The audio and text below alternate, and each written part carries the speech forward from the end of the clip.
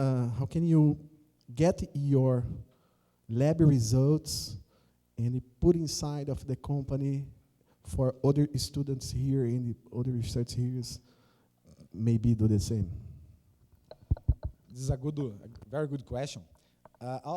In fact, we are trying to use the paper device directly on Petrobras for detecting some corrosion inhibitors, and they are also they want to just answer if the concentration is high or low.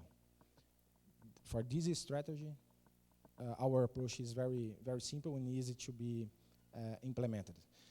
The major challenge is related to quantitative analysis. This is a problem because using paper device, you have some common drawbacks related to temperature and humidity. Every student working in the lab can see different results according different weathers. This is maybe the major drawback. Well, we have time for one more question. You have your coat. Sorry. I'll make it short for you.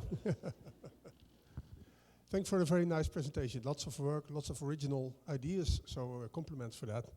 I have a question about, you mentioned electrochemical detection, but sometimes I think it's more conductivity detection, or what is it? Is it? Because electrochemical is more like oxidizing or reducing a compound, and I think what you did is measuring the conductivity, or? Yes, you are right. And the non-contact one, is that the insulation layer? Is that the sheet of cover that you put on? Yes, we are using a commercial PMMA chip, and we have the channel in the upper part of the channel, the surface, and the cover. Actually, they have a very thin layer. It's about 100 micrometer. Do you see a difference in detection limit if you use contactless versus contact? Yeah, we are using just contactless, no conductive, in contact mode. Not yet. And what is the detection limit you can reach with that? I think you can improve. Is it about 100 micromolar or somewhere? It's about 20 micromolar. How? 20. 20? Yes. Okay, that's pretty good. Yeah, Thank you. we have in other papers we have got better limit of detection. It's about 3 to 10. Okay. But it depends on the thickness. The thickness, yeah. Okay. Thank you. Let's throw it. Just a quick one.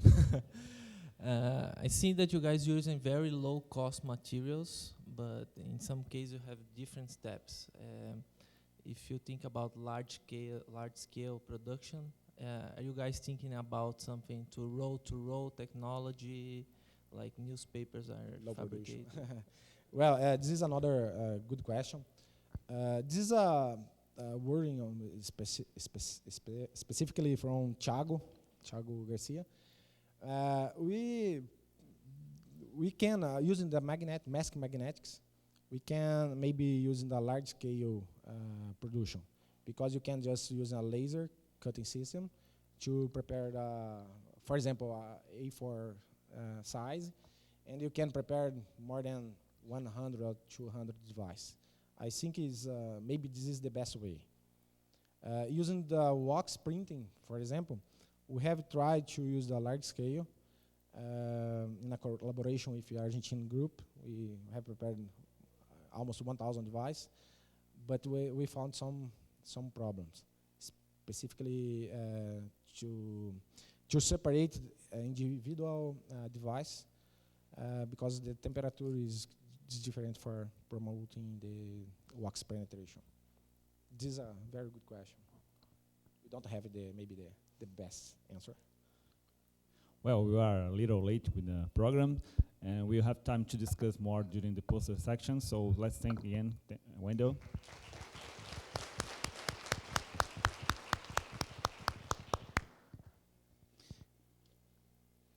Well, now we have a presentation from fresh doctors or students, the next work will be presented by Gabriela Giordano.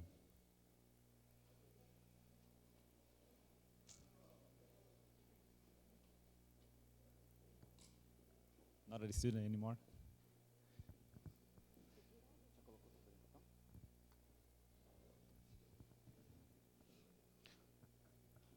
So the title of the next presentation, that will be in English or Portuguese? Bom, então vai ser em português, então eu mudo de novo para português aqui.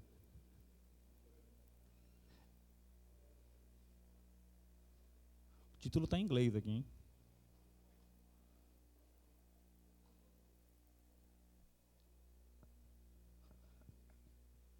Obrigado, Gabriela.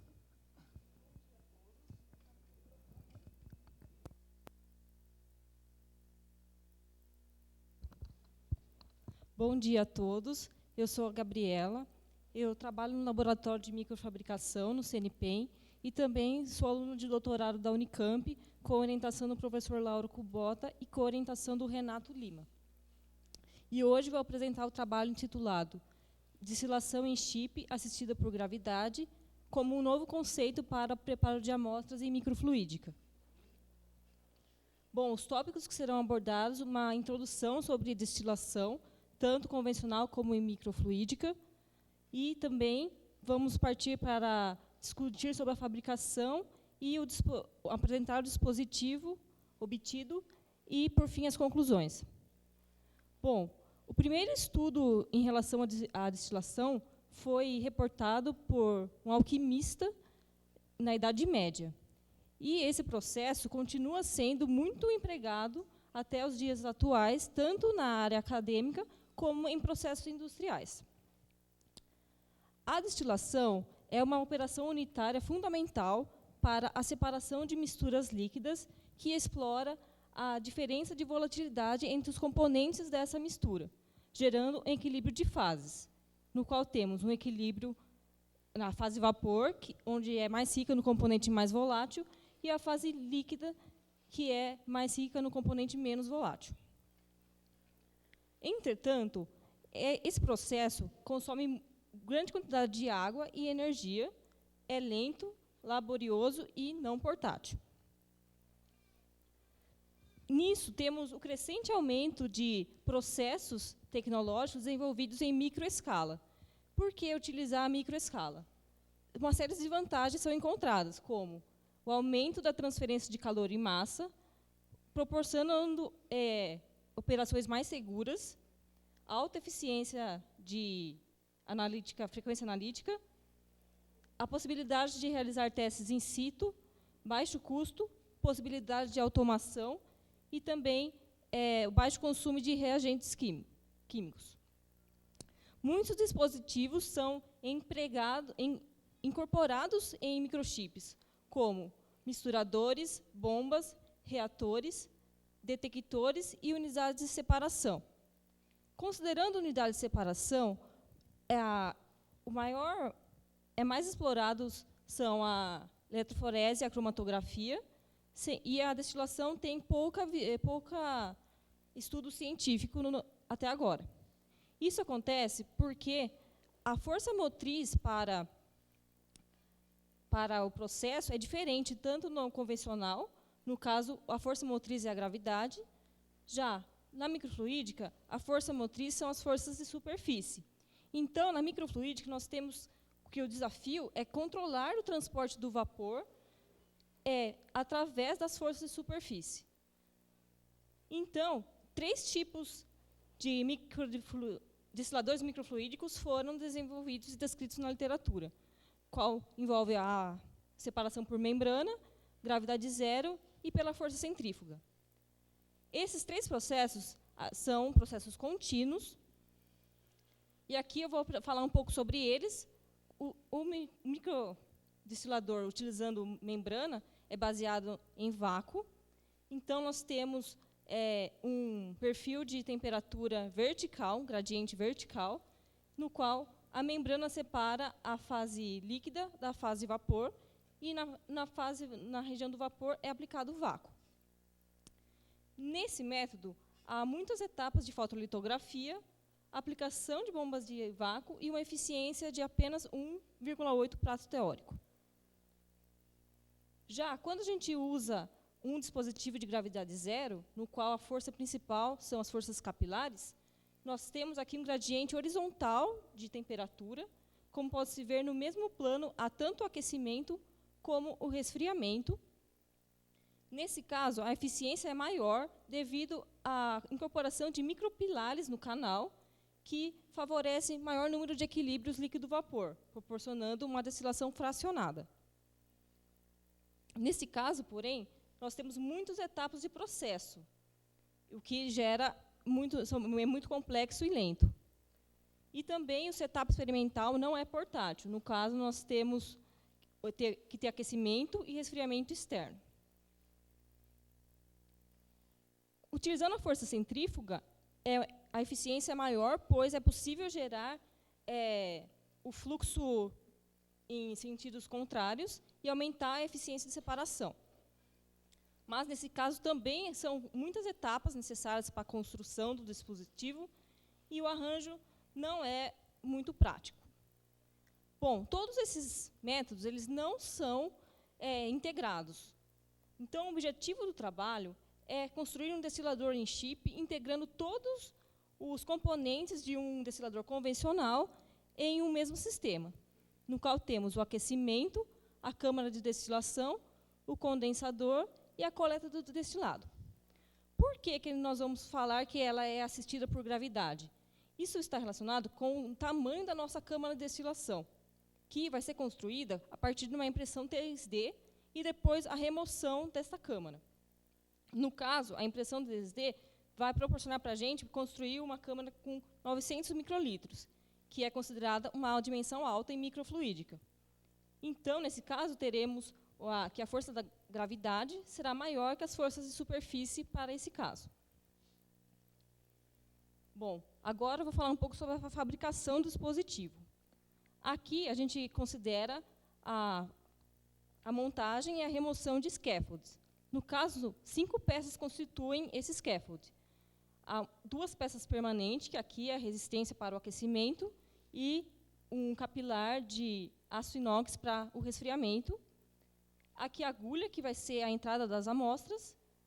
A câmara de destilação, aqui foi impressa em ABS. E um fio de nylon, para que vai ser o canal de coleta do microdestilado.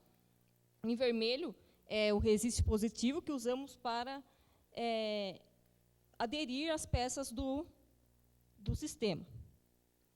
Após montar a montagem, nós colocamos PDMS e levamos para a cura. Com o dispositivo pronto, prosseguimos na retirada dos scaffolds. Primeiro, retiramos o fio, aplicando-se uma tensão, e o fio de nylon sai completamente sem qualquer ruptura.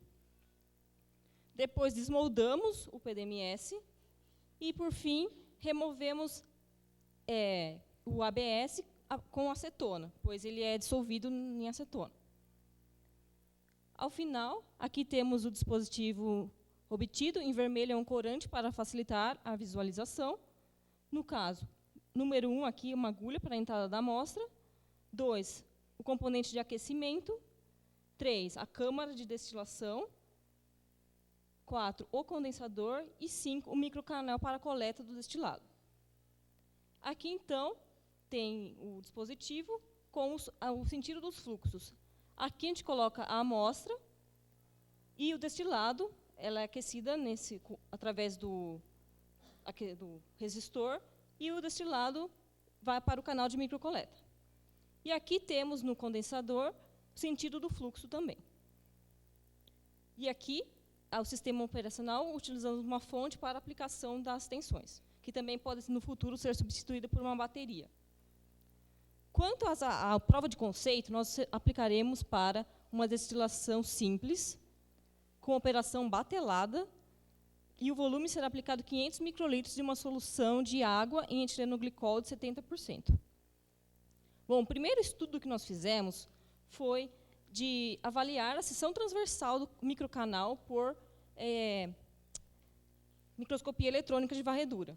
Então, aqui nós temos um perfil que foi redondo e sem nenhuma ranhura, que mostra que é importante que seja liso para não termos perda do vapor em arestas. Considerando agora o condensador, a principal importância dele no sistema é controlar as taxas de vaporização e condensação. No caso, 2 tipos de condensador foram aplicados. Um condensador com resfriamento por ar e o outro condensador por resfriamento com água.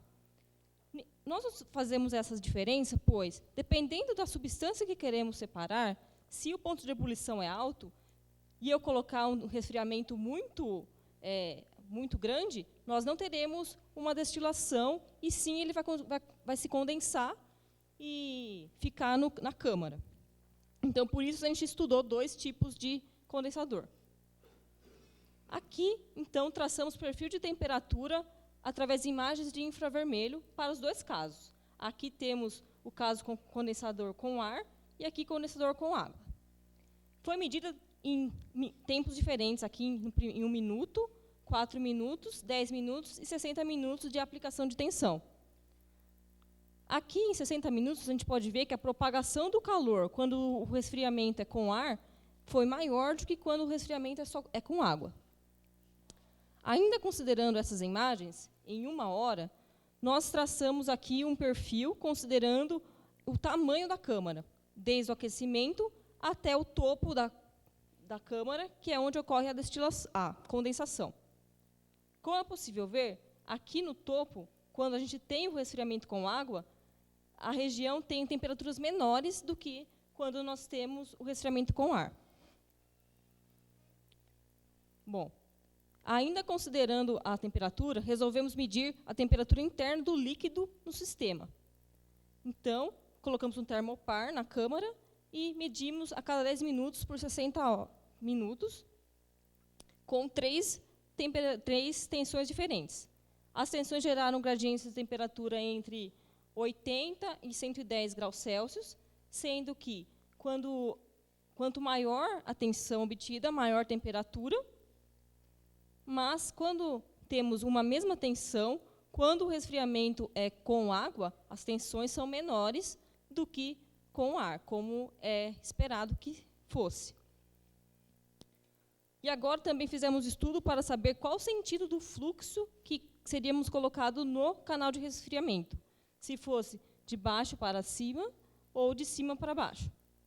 No caso, quando inserimos o líquido de cima para baixo, as temperaturas obtidas na saída foram superiores a quando no sentido contrário.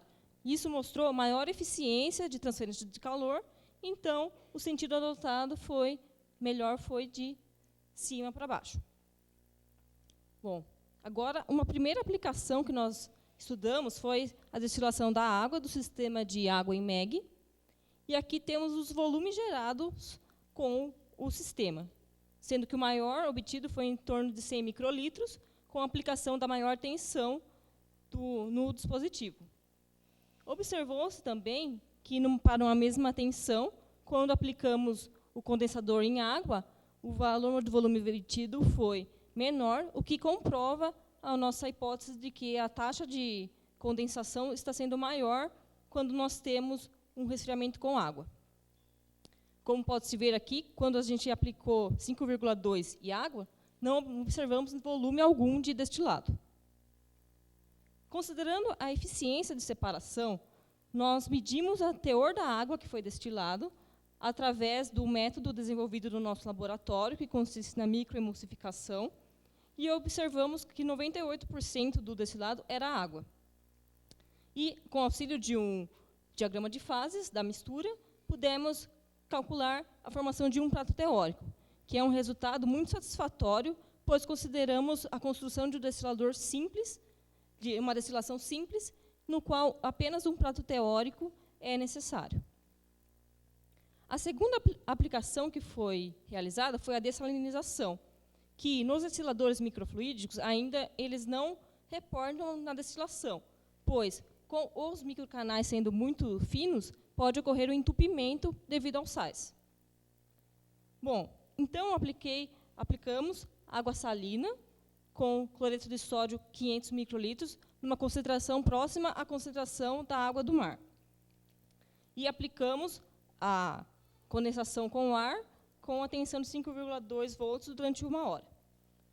O destilado coletado foi medida a condutividade e também comparada com a condutividade da água salina e também de uma água destilada convencional. No caso, nós tivemos uma dessalinização de cerca de 99%, que é um valor muito bom. E aqui tem uma tabela na qual compara métodos de dessalinização em microfluídica, no caso que não são destiladores, são métodos de dessalinização, e observamos que o nosso método apresentou um valor bastante elevado, considerando uma concentração alta de cloreto de sódio. Bom, agora vou apresentar as conclusões, que nós conseguimos construir um destilador em microfluídica com todos os componentes integrados, semelhante a um destilador convencional, e que nunca ainda foi descrito na literatura desse modo. Também foi desenvolvido, o sistema ele conseguiu ter um volume gerado satisfatório, pois os outros dispositivos de destilação em microchip também geram 100 microlitros, ao redor de 100 microlitros. Também foi possível fazer uma dessalinização com bastante eficiência e, construindo um dispositivo em microescala semelhante a um convencional, nós podemos incorporar conhecimentos já adquiridos também na microescala. Como exemplo, outros modos de destilação, como destilação a vácuo ou destilação fracionada, que pode ser feito também incorporando outros componentes. Quanto às aplicações futuras, queremos aplicar em amostras petroquímicas, mas o PDMS, no caso, ele não aguenta o uso de solventes orgânicos. Então, provavelmente faremos algum tratamento de superfície ou investigaremos outro material. Bom, quero agradecer ao LMF, o LNano, CNPEM, ao Instituto de Química da Unicamp, à comissão organizadora do workshop de microfluídica, por escolher o trabalho para a apresentação oral, e também a todos os presentes pela atenção. Obrigada.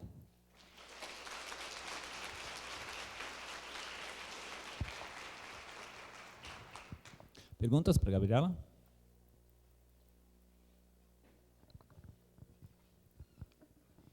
Bem, parabéns pela apresentação, parabéns pelo trabalho, Gabriela. Uma pergunta e uma sugestão. A pergunta é, vocês tentaram usar Peltier para resfriar, na etapa de resfriamento ou não? Não, a gente só fez esse estudo por enquanto, Tá. que é o começo do desenvolvimento, mas é uma boa ideia. Tá. Agora uma sugestão, não sei como está o mercado hoje para determinar proteínas por Kelvin. Tá? E faz destilação, você destila, a etapa final, depois da abertura, até a etapa final, é uma destilação para obter, e recolhe amônia em ácido bórico, se não me engano.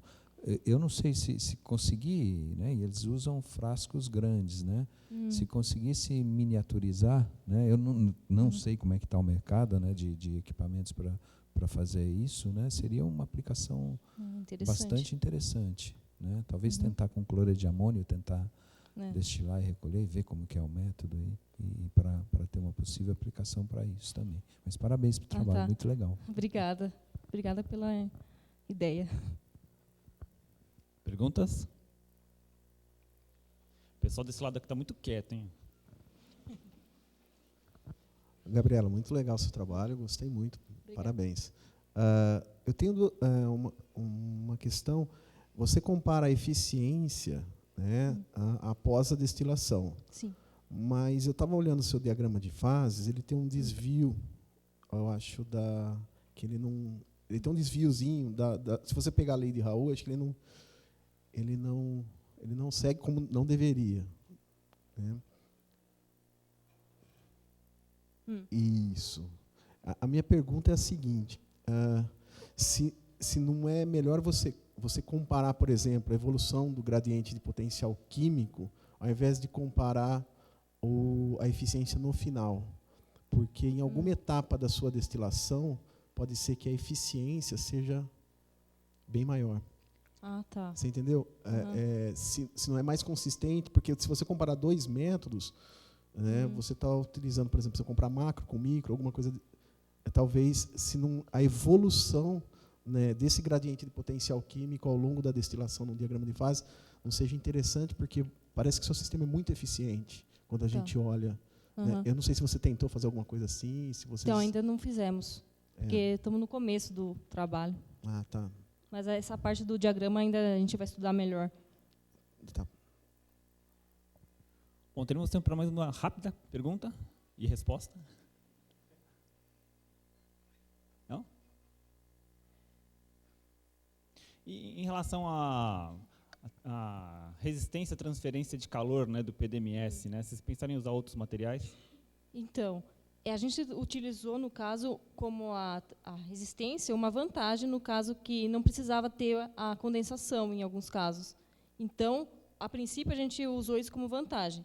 Agora, na próxima aplicação, nós vamos ter que estudar um outro material, porque queremos atingir temperaturas maiores também. Então, vai ser a próxima etapa. Muito bem, vamos agradecer de novo. Obrigado.